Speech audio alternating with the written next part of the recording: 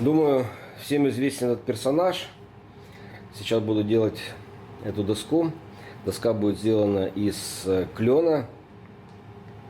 Красная, для красного, для банта и для платья буду использовать подук. Сам рисунок, окантовка, глаза будет сделана из венги, наиболее темного материала, и надпись. И нос заказчик пожелал, чтобы был сделан из дуба. Первую сделал вставку из подука, вставка будет прямой. Вторая, третья вставки будут V-образные.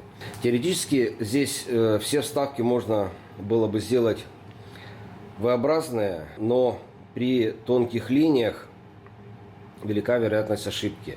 Дело в том, что после каждого слоя доску необходимо снимать со станка, клеить и потом обратно ставить. С точностью до долей миллиметра позиционировать доску, конечно, не удается. Рассмотрим вариант с двумя V-образными вставками. Вот мы сделали вставку из подука. Это подук. Затем нам нужно сделать вставку из венги. Теоретически нам нужно попасть точно в угол. Но если мы немножко ошиблись и сместилось, то у нас фреза пройдет вот таким образом.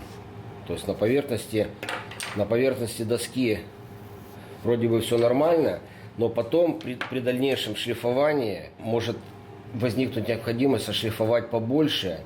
Вот плоскость доски опустится, и тогда вот здесь проступит белый материал, будет белая полоса между венги и подуком. Поэтому я буду делать прямую вставку. Если вставка прямая, ну, скажем, сделали мы вставку из подука, то даже если мы немножко ошиблись, то фреза пройдет все равно вот таким образом.